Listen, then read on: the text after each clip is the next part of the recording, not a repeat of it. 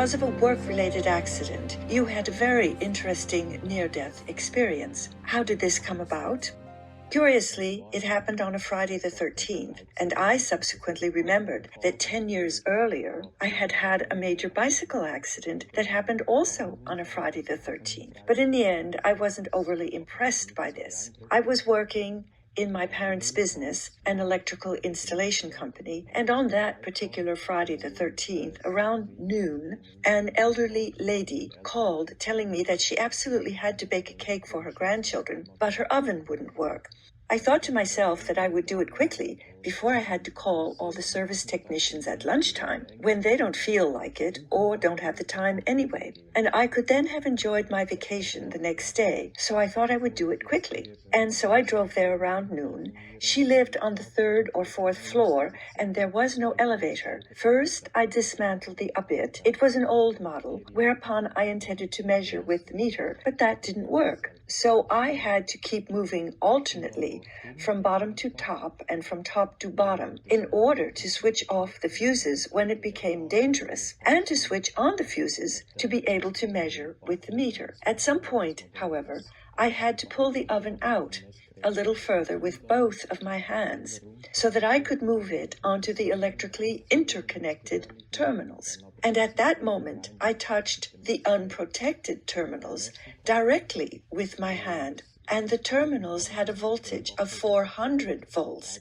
and a current of 16 amps. And that way, I then held the oven in my hands at about a certain height while being under current. And also, as it was extremely heavy, and additionally my being under current, the whole action plan actually was not feasible at all. For how long I held it in my hands, I can't say, because at that moment I no longer perceived neither space nor time. I just only remember that at that moment, similar to the slide projectors of earlier times, images were emerging, but not like on a screen, that is, only one-dimensional, but rather all-round and multi-layered. And thousands of new slides per second were still emerging anew. And interestingly, while looking at a single image in all its details, I could simultaneously capture in one view millions of slides as well as the newly emerging slides also. So I could see millions of slides at the same time, and while doing so, I could also zoom in on individual slide pictures, so to speak. And these were all pictures from my life up until now, the most varied pictures thereof. And there was constantly a kind of break in between, whereupon I finally just saw only one slide picture showing me when I was a little boy, sitting on a kind of toy. It was a swing, which in Switzerland we call Rittiselli, which was moving back and forth. And I always loved doing that, always jumping off at a certain height to see how far and how high I could jump. Then the other pictures came again, and in between the pictures with the swing again and again. And at a certain point, it wasn't so much about the question, what do you enjoy the most, but rather it was about the question, do you actually do what you enjoy, or do you just do what the others want you to do? And this wasn't a voice speaking to me, nor was it a text, but it was a kind of feeling that came over me in the form of this question, whereupon, as a matter of logic, my answer came right away. I would like to have fun again like the little boy, and do what's right for me, and not do what the others expect me to do. Then the millions of slides were appearing again, including the slide with the swing, and suddenly it all went black. But this is the wrong word for it. Anyway, all the slides were then gone, and thereafter there was a silence. And again, there was no verbal question, but the question I felt so clearly, what would you like to do now? Would you like to go further, Or would you like to go back to the person of Bruno?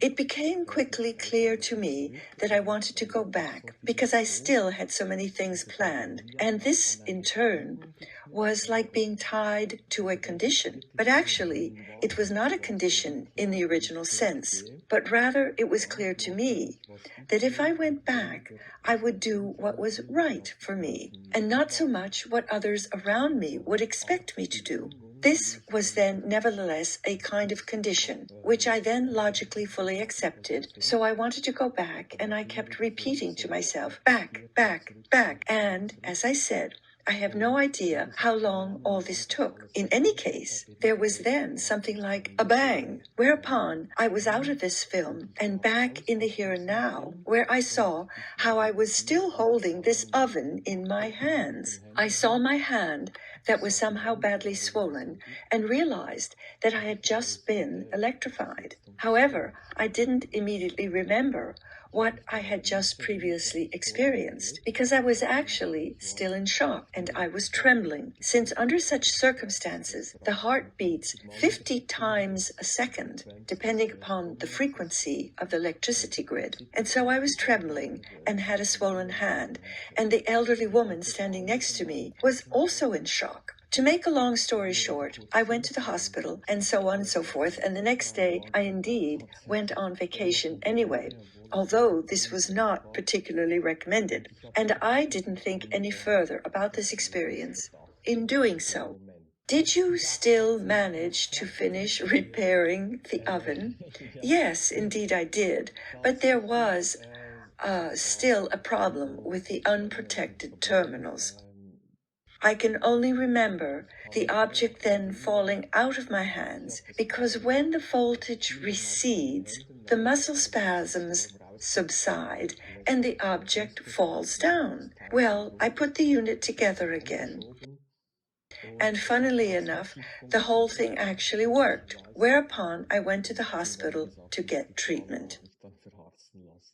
Which of these many slides do you remember best? The scene that happened when there were occasional breaks every now and then, when I then was sitting on this toy. You were sitting on a swing. Yes, exactly, rocking back and forth, then jumping off, laughing a lot, and having fun. I think this was a crucial symbol for me. Can you still remember the other pictures? There were different scenes, as from a photo album, but it wasn't that these scenes were sad or beautiful, but rather the whole of life just happened as a kind of film, or better, in the form of a series of individual pictures. Well, I can't remember the other pictures specifically. It's just only the picture with the swing that I remember again and again, as well as being happy, laughing, and having fun. All of this embedded in this picture. And that's actually what the message meant to say to me, what it's really about, I think. What impact did this exceptional experience have on your life? First, I didn't attach much importance to this experience and went on living normally.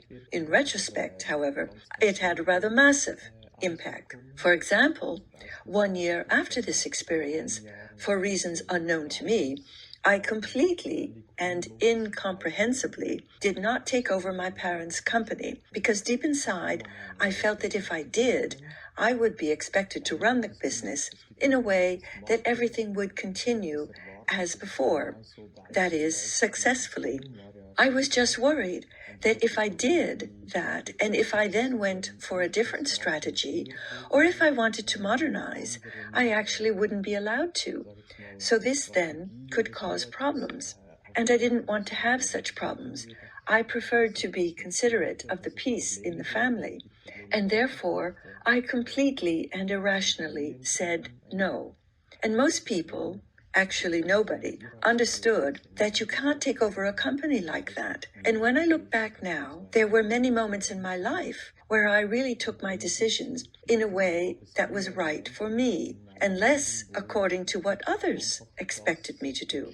It was only about 10 years ago when I started dealing with this experience. I hadn't shared it with anyone until then, and so I realized for myself that it was actually through this experience that I made my own decisions, both professional and private, noticeably and without exception, based on this experience. So in case of doubt, I used to always decide for myself, and less according to what others wanted from me. And in retrospect, I can say that this experience really had a major impact on my life, because in the future, and precisely starting from this experience, I really was just doing what I considered to be right for me. Even if it might bring less money or reputation, the main thing is that it was right for me. And from time to time, when I had this experience, among other things, I have really been pursuing my own life's path, or I am trying to continue on this path as best I can. Did this experience awaken your interest in spiritual things, at least to a certain extent? Yes, but this at least initially, not quite consciously. There were different areas where the spiritual kept influencing my life, but not in the way that I was only interested in this or that, just because I was electrified at the time on Friday the 13th when I had this experience. But it then came about as if by itself, and this was because I didn't close myself off to these topics either. For example, one day a friend called me and told me that an exciting Englishwoman was coming to Switzerland who was capable of talking to the deceased. I answered her, "What nonsense, I don't believe this at all." But I was still open, so I went along to the event. Well, I then went there with my friend, where this English lady asked me to whom I would like to speak, and I replied, "I have no idea. I'll see who would like to talk to me." And then she first laughed, and when I asked her why she was laughing, she said to me that I would be the first one to just simply come without saying, "I would like to talk to this or that person," as everyone does this, actually. I was really completely neutral about this, and then she started describing a man. And after about a minute or so, it was very clear to me that this was my grandfather. And this happened without me giving her any answer or guiding her whatever during what she said. My grandfather was an evil man, definitely. I didn't like him because of that either. And now I found myself communicating with him. And for me, this was somehow, well, while doing so, I gained an insight. And this is the insight that there are still a lot of things that we have no idea about in our world. And this was something then actually threw me back to my experience, whereupon I dealt with it again. And this time even more intensively, also reflecting on my life. And so one thing led to another. You then meet people you might not have met without this experience. And also, I came closer to the further levels of the universe and spirituality in the process. And that's super exciting. And I am also grateful in this respect that I was allowed to experience this. Although my near-death experience doesn't resemble many of the others and has not resulted in my thinking, "I want to experience this again. I actually don't want to go back to Earth," or even, "I don't want to live anymore because there are much better and more beautiful dimensions." No, I see this experience completely neutrally, and I have never forgotten it either. But unconsciously, my life has somehow been realigned. Do you believe in life after death? Definitely. Since this experience, I also believe that what I experienced and what I have seen is not the final result, but I think that it was somehow an intermediate world leading up into another world, another universe. And since this experience, I no longer fear death. But it's not that I don't want to live anymore, quite the opposite. I have still done a lot so far and still have a lot planned. But I have also got into extreme situations where things got really, really tight. For example, it was in the Himalayas on a trekking tour, but I wasn't afraid of death at all because I could always say to myself, if my time has now come, I had a great life. And I did what was right for me and not what others expected me to do. And if it's over now, then that's how it is. I see it all relatively neutrally. I'm not looking forward to death, nor am I afraid of death. I know that things will be great then. I don't know how in detail, but I'm convinced that life continues, and I am very, very sure of that. This has been a wonderful interview. Thank you very much. It has been a pleasure for me also, and thank you for your organization as a whole and for all your motivation concerning this topic.